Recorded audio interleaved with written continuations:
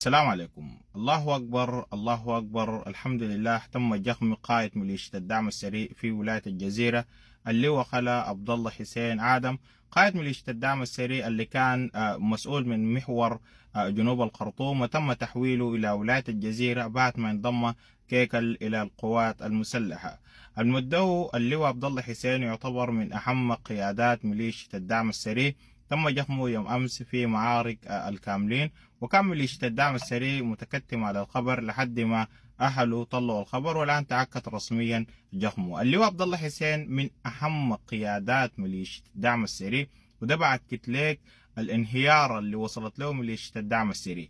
للمعلومة، أهم 5 قيادات لميليشيا الدعم السريع في ولاية الجزيرة: اللواء أبو أغلى كيكل اللي تم انضمامه للقوات المسلحة، والجنرال جلحة اللي تم جخمه، واللواء عبد الله حسين اللي الآن احنا بنتحدث عنه وتم جخمه، متفضل شارون، وهو طور ما يعتبر من أهم قيادات ميليشيا الدعم السريع، لكن بسبب ارتكابه للجرائم على السقف بتاعه بقى من أهم قيادات ميليشيا الدعم السريع في ولاية الجزيرة.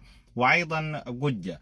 فالخبر ده مهم جدا، وده يعمل زوبعة داخل ميليشيا الدعم السريع، وهيبدأوا يتباكوا عليه اليوم المساء، وهينشروا الخبر في صفحاتهم بعد ما كانوا متكتمين عليه، لكن انجبروا انهم يعلنوه. فإحنا نبارك للشعب السوداني، وبنبارك لكل حرائر ورجال وأطفال ولاية الجزيرة اللي تم انتهاكهم بتعليمات مباشرة من اللواء عبد الله حسين.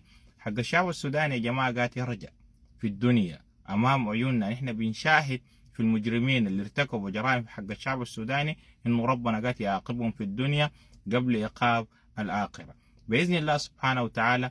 قجة ما حيستطيع إنه يمرق من المعركة دي من ولاية الجزيرة، اللي هو الآن تقريبا متواجد اتجاه السديرة واتجاه أبقوتا. فالقوات المسلحة قريبة جدا من المحور ده، وفعلا هو ظهر في فيديو على مستوى ولاية الخرطوم، وده عبارة عن عملية بتاع التمويه على أساس إنه ما يتم تحديد مكانه، لكن بإذن الله سبحانه وتعالى هينجخم. فمبروك للشعب السوداني، ونقول له اللواء عبد الله حسين ده مصير أي قائد في ميليشيا الدعم السريع.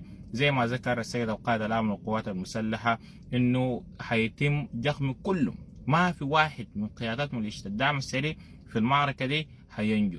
وده العقاب هيتم في الميدان. هتقول لنا تم جخمه بمسيرة، ما مات في مواجهة، نحن نجخمك بمسيرة، نجخمك بنووي، بكيماوي، بوات ايفر، بأي آلية تمتلكها القوات المسلحة هيتم جخم كل قيادات ميليشيا الدعم السريع. تحية لكم، شيروا الفيديو، خلي الشعب السوداني يفرح بخبر هلاك الصنم عبد الله حسين. تحية لكم جميعا.